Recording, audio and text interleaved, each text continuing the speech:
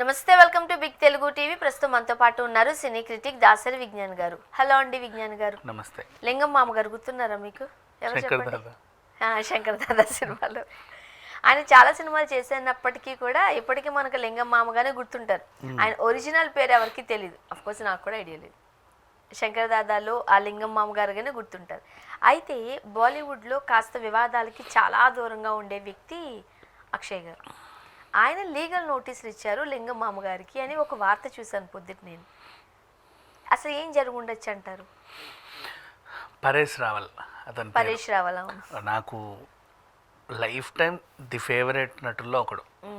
నిజం, నాకు ప్రకాష్ రాజ్ గారన్నా పరేష్ రావల్ గారన్నా అంటే ఇట్లాంటి ఈ క్యారెక్టర్ ఆర్టిస్టులలో I love these people a lot. అంటే ఎలాంటి క్యారెక్టర్ అయినా ఇలా చేయగలుగుతారు. అదే కాదమ్మా, ఆ క్యారెక్టర్ పక్కన పెట్టేస్తే ఆ నవ్వు శంకర్ దాదాలో విత్ ఎక్స్ప్రెషన్స్, అంటే ఏ టైంకి ఎలా ఇవ్వాలో ఏంటి అసలు ఎక్స్ట్రాడినరీ.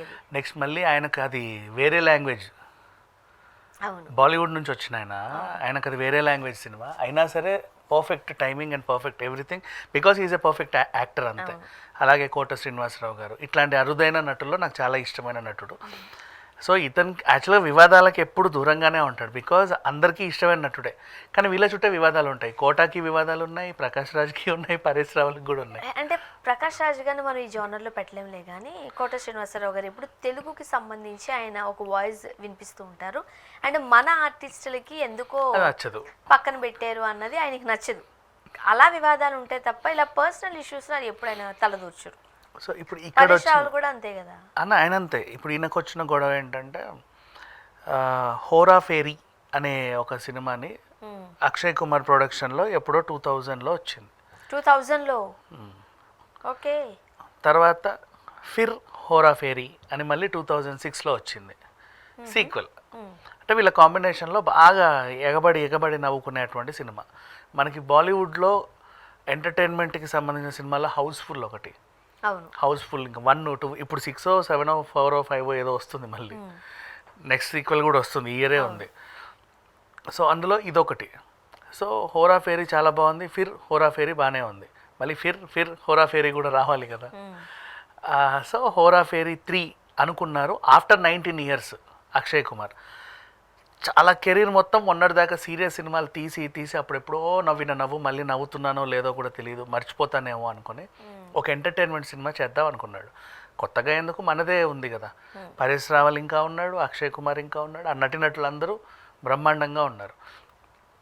దీనికి సీక్వెల్ తీద్దాము అని అనుకునే టైంలో పరేష్ రావల్ని ఎక్కడో అసలు సంబంధం లేని చోట సంబంధం లేని ఇంటర్వ్యూలో నేను ఆ ఫిర్ హోరా ఫేరీ 3 చేయట్లేదు అని చెప్పేశాడు.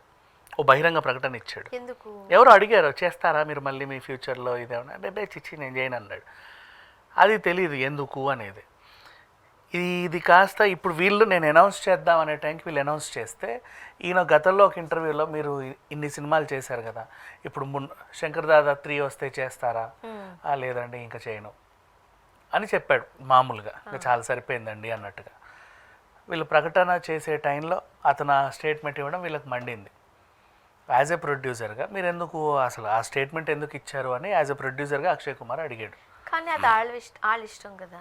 ఎవరి ఇష్టం వాళ్ళు. అంటే నువ్వు ఫస్ట్ హోరా ఫేరీ అప్పుడు సైన్ ఏం చేయించుకోలేక జీవితకాలం నేను ఎన్ని సీక్వెల్ తీసినాను ఇందులో నటించాలి అని. ఆయన ఏదో నాకు పరువు పోయింది అన్నట్టుగా ఆయన ఫీల్ అయ్యాడు. నేను ప్రకటన చేద్దామని ప్రకటించుకునే లోపైనా రచ్చి నేను చేయను అని చెప్పేస్తే ఎట్లా ఉంటుంది అని ఆయన ఫీల్ అయ్యాడు. ఓకే. ఇప్పుడు మన తెలుగులో కూడా కొన్ని సినిమాలు ఉన్నాయి. ఫర్ ఎగ్జాంపుల్ ఇక అంతెందుకు ఇప్పుడు పొలిమేర ఉంది, 1, 2 అయ్యింది. సత్యం రాజేష్కి ఒక ఇంటర్వ్యూ ఇస్తే పొలిమేర 3, 4 చేద్దాం ఇంకా చాలా నేను చేయను అంటే ఆ ప్రొడ్యూసర్ లీగల్ నోటీసులే పంపినట్టుగా. కానీ ముందే వీళ్ళు అగ్రిమెంట్ ఇచ్చారా లేదా అనేది తెలియదు. కానీ ఇవ్వలేదే లీగల్ నోటీస్ ఎట్లా ఇస్తారు? ఈయన ఇచ్చాడు. అది మన రైట్ కదా, మనకి ఇష్టమైతే చేస్తాం లేకపోతే లేదు.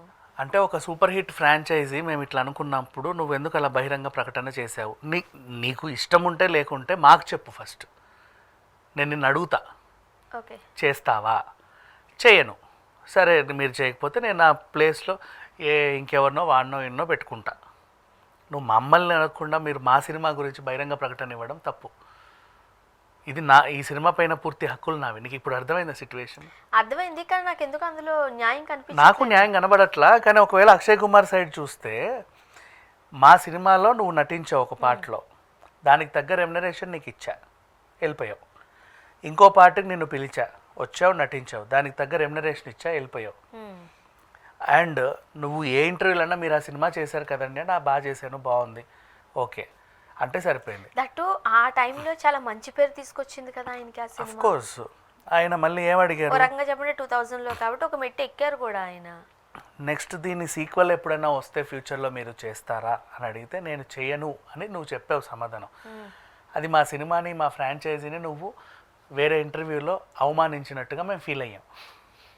భారీ మనోభావాలు ఎక్కువైపోయి ఈ మధ్య కాలంలో. మా సినిమా ఫ్రాంచైజీ గురించి బహిరంగంగా మా అనుమతి లేకుండా మాట్లాడడానికి నువ్వెవరు? నువ్వు నటించిన పార్ట్ 1 గురించి నీకు నచ్చినట్టు మాట్లాడుకో. ఆ షూటింగ్ నాకు నచ్చలేదన్నాను, నచ్చిందని నీ ఇష్టం, నువ్వు అమౌంట్ తీసుకుని ఇప్పుడు ఆ మూవీ గురించి ఏమైనా మాట్లాడారా ఆయన? అంతే. పార్ట్ 2 గురించి మాట్లాడు, పార్ట్ 3 గురించి మాట్లాడే హక్కు నీకు లేదు. అయ్యా అదే చెప్తున్నా, మూవీ గురించి ఏమైనా మాట్లాడారా? కో ఆర్టిస్టుల గురించి ఏమైనా మాట్లాడారా? ఏమనలా. నీకు ఇష్టం ఉందా లేదా అని అడిగారు, నాకు ఇష్టం లేదు అన్నారు. ఇప్పుడు ఇంక ఇష్టం లేదండి నాకు చేయడం అని చెప్పాడు.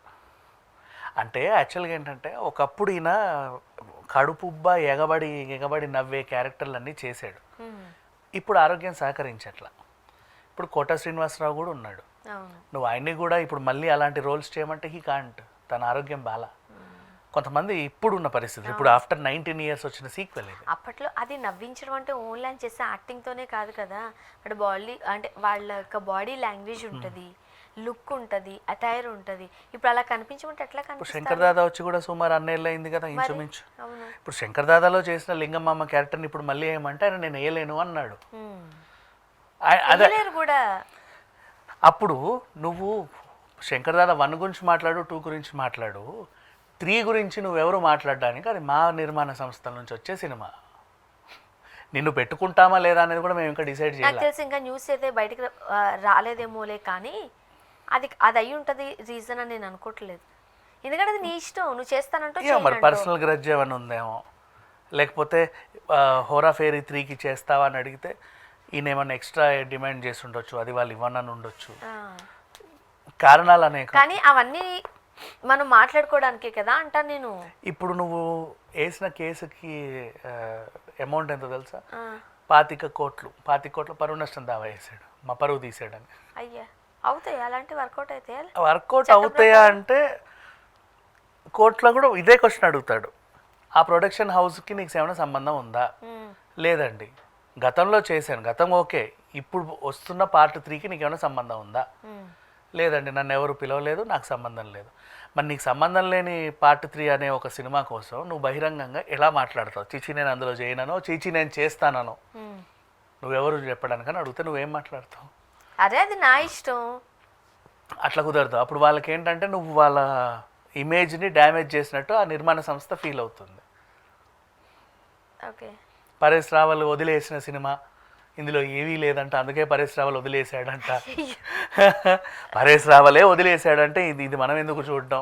పెద్ద పెద్ద ఆర్టిస్టులు వదిలేసిన సినిమాలు చిన్న చిన్న హీరోలు చేసి సూపర్ డూపర్ హిట్ కొట్టి ఇండస్ట్రీలో నిలదొక్కున్న వాళ్ళు లేరు. ఎప్పుడు ఒక మనిషి. మరి అక్షయ్ కుమార్ అలా ఫీల్ అవ్వట్లా? అక్షయ్ కుమార్ అదే కదా, ఇప్పుడు అక్షయ్ కుమార్ గారు అలా ఫీల్ అవడమే క్వశ్చన్ మార్క్ అవుతుంది. ఆయన పెద్దగా ఏమి పెద్దగా పట్టించుకున్నట్టు ఇలాంటి కాంట్రవర్సీ ఉండరు కదా. నామ్ షబానా ఉంది మన తాప్సీ, అక్షయ్ అందులో ఉన్నా కూడా టైటిల్ రోల్ తాప్సీకి ఇచ్చాడు.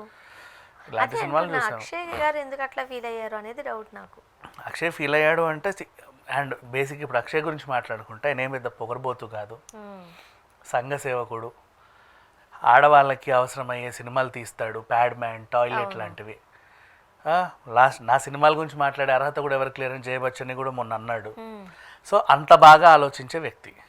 అలాంటి వ్యక్తి పరేష్ రావల్ని ఎందుకు అర్థం చేసుకోలేడు అనే క్వశ్చన్ ఇట్నుంచి ఉంటుంది. ఇప్పుడు పరేష్ రావల్ని అర్థం చేసుకోమన్న వాళ్ళు ఏంటంటే బాబు ఇప్పుడు బ్రహ్మానందమే ఉన్నాడు, నువ్వు రెడీలో చేసినటువంటి కామెడీ ఇప్పుడు చేయమంటే ఆయన చేయలేడేమో. నువ్వు నూనె రాసి అతడులో పైనుంచి కింద పడేసావు కదా, అలా ఇప్పుడు ఆయన పడలేడు, అప్పుడు పడ్డాడు. ఇప్పుడు పడినా మనం చూడడం, ఇట్లాంటివి ఉంటాయి. చూద్దాం అసలు ఏం జరుగుతుందో. Thank you.